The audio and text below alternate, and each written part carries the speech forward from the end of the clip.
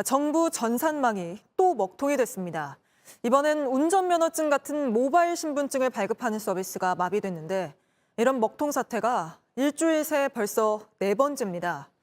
왜 툭하면 먹통이 되는 건지 국민들은 불편하고 불안하지만 정부는 구체적인 원인이 뭔지 어떤 대책을 세워야 하는지 명확히 밝히지 못하고 있습니다. 먼저 정혜성 기자가 보도합니다. 모바일 신분증 발급 절차를 안내하는 웹사이트, 접속이 되지 않습니다. 웹페이지를 찾을 수 없습니다란 안내문만 뜹니다. 계속 접속을 시도해보지만 페이지가 작동하지 않습니다로 안내 문구만 달라질 뿐입니다. 오늘 오후 1시 57분쯤부터 먹통입니다. 모바일 신분증을 발급하고 사용하는 앱 서비스도 계속 오류 메시지만 뜹니다. 그동안 정부는 운전면허증 등을 스마트폰에 저장해서 언제 어디서나 사용할 수 있다고 홍보해왔습니다. 앞으로 주민등록증으로도 확대할 예정이었습니다. 디지털 정부 치적 가운데 하나인데 오류 사태를 겪었습니다. 운영과 관리를 담당하는 한국조폐공사는 작업자 실수 때문에 멈췄다고 밝혔습니다. 서버의 자체 점검 중에 서버 유지 보수를 담당했더니 작업자의 실수로 인해 가지고 서버가 다운됐던 것 같아요. 시스템을 복구해 일단 이용이 가능하지만 완전히 정상화됐는지는 더 살펴봐야 합니다. 디지털 선도 정부의 디지털 재난은 현재 진행형입니다. JTBC 정혜성입니다. 다음 소식입니다. 일본군 위안부 피해자들에게 일본 정부가 배상할 책임이 있다고 한 우리 법원 판결에 대해 일본 측이 결코 받아들일 수 없다며 반발했습니다. 우리 정부의 적절한 조치를 요구하겠다고 밝혔는데 그러면서도 두 나라 협력은 지속돼야 한다고 했습니다. 도쿄 김현애 특파원이 전합니다. 우리 법원이 일본군 위안부 문제에 대한 일본의 배상 책임을 인정하자 일본 정부는 강하게 반발했습니다. 引き続き韓国側が適切な措置を講ずることを強く求めてまいりたいと考えております。 이번 판결이 국제법 위반이란 점을 강조하며 한국이 시정 조치를 해야 한다는 겁니다. 앞서 일본은 어제 항소심 선고가 나온 직후 윤덕민 주일 대사를 불러들여 항의했습니다. 일본은 1965년 한일 청구권 협정을 통해 재산권 문제는 이미 해결됐고 2015년 한일 위안부 합의를 통해 최종적으로 위안부 문제도 해결됐다는 주장을 반복하고 있습니다.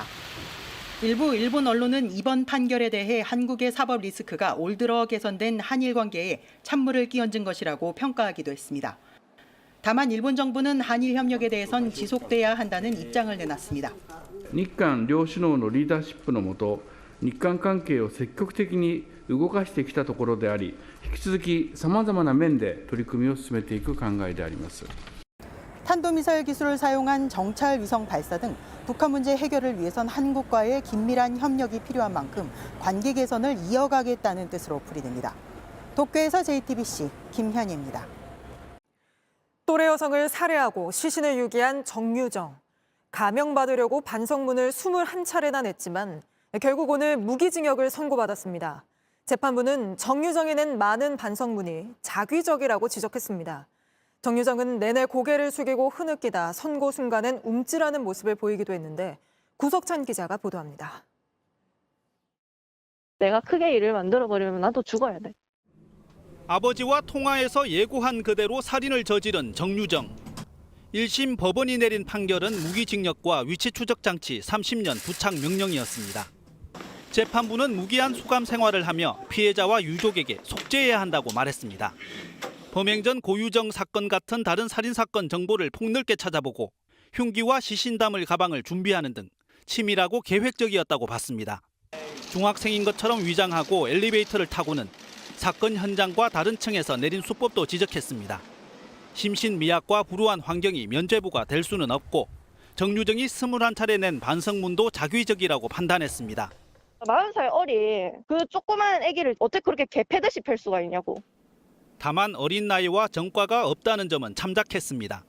검찰의 사형 구형은 받아들이지 않았습니다. 정유정은 재판 내내 고개 숙이고 흐느끼다 형을 내리는 주문 소리에 움찔하기도 했습니다. 변호인은 말없이 법정을 빠져나갔습니다. 항소 계획에 대해서 정유정 씨와 이야기 나누신 거 있으신가요?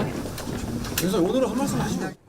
피해자 측은 딸을 잃고 고통스러워 법정에도 못 나온다며 검찰 구형대로 엄벌해달라는 탄원서를 냈습니다. 검찰은 판결문을 검토한 뒤 항소 여부를 결정하겠다고 밝혔습니다. JTBC 구석찬입니다. 앞바퀴가 이렇게 하늘로 들린 트럭이 서 있습니다. 다리에 꽉 끼어 빼는 데만 1시간 반이 걸렸는데 어쩌다 이런 일이 일어난 건지 윤두열 기자가 보도합니다. 도로 위를 트럭 한 대가 달립니다. 자세히 보니 뭔가 이상합니다. 적재함이 위로 들려 있습니다. 뒤에서 경적을 울려보지만 곧바로 다리와 부딪힙니다. 적재함이 다리에 끼며 트럭은 세로로 섰습니다. 앞바퀴는 하늘을 향했습니다.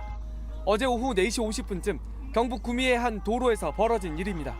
운전자는 착석을 하고 있었지만 하늘을 바라보는 상황이었고 탈출을 하고 싶어도 할 수 없는 상황, 이제 높이가 있으니까. 사다리 차를 동원해 50분 만에 운전자를 빼냈습니다. 크게 다친 곳은 없었습니다. 하지만 사고 수습이 힘들었습니다. 대형 견인차 2대가 출동해 트럭을 빼내는데 1시간 30분이 걸렸습니다. 견인차를 지금 30년 가까이 했는데 이건 처음 봤어요, 나도. 한 대가 당기게 되면은 앞에 그대로 낙하를 하겠죠. 머리 부분을 한 대가 더 잡고. 그 사이 혼잡이 빚어지기도 했습니다. 경찰은 사고 직전 근처서 차를 고친 운전자가 적재함을 제대로 고정 않고 달리다 생긴 일로 보고 있습니다. 대구 국토관리사무소는 트럭에 받친 다리가 괜찮은지 점검했는데 별 이상은 없었습니다. JTBC 윤두열입니다. 피해자와 가해자 역할을 연기할 사람들을 모집해 교통사고가 난 것처럼 꾸미고 보험금을 가로채운 일당이 경찰에 붙잡혔습니다. 이런 식으로 17차례에 걸쳐 일부러 사고를 내고 수억 원을 빼돌렸습니다. 이승환 기자가 취재했습니다. 자동차 뒤에 선 남녀가 이야기를 나눕니다. 남성이 휴대전화에 뭔가 입력하고 손짓하더니 각자 흩어집니다. 잠시 뒤 흰 승용차가 골목을 빠져나가고 이 모습을 지켜보던 다른 차가 뒤따라갑니다. 차로를 바꾸는 흰 승용차에 가깝게 붙어가더니 그대로 들이받습니다. 5달 뒤 다른 도로, 진로를 바꾸는 흰색 승용차를 검은색 승용차가 추돌합니다. 우회전하려고 잠시 멈춘 차량을 일부러 들이받기도 합니다. 일반적인 고의 사고가 아니라 가해자와 피해자 둘 다 한통속이었습니다. 마치 드라마 촬영하듯 사고 연기를 한 겁니다. 사고가 반복적으로 나가지고 좀 사고가 이상하다. 그 의문점을 가지고. 이 범죄를 계획한 일당은 구인 사이트에 공고를 올려 가담자를 모집했습니다. 사고 연기에 활용할 차를 가져오면 최대 350만 원, 동승자는 60만 원을 준다고 했습니다.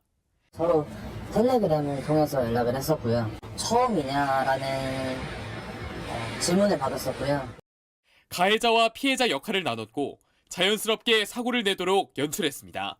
동승했던 사람들은 예전에 같이 일했던 사람들이다. 핸드폰 보다가 차를 못 보고 충돌한 것이라고 얘기하고. 이런 식으로 일으킨 교통사고는 17건, 타낸 보험금은 2억 7천만 원입니다. 경찰은 59명을 붙잡고 주모자 6명을 구속했습니다. 아무리 연기해도 덜미는 잡힙니다. JTBC 이승환입니다. 안녕하세요. 뉴스룸 앵커 한민용입니다. 오늘도 JTBC 뉴스룸을 시청해주신 여러분 고맙습니다. 오늘 저녁에도 뉴스의 현장에서 찾아뵙겠습니다.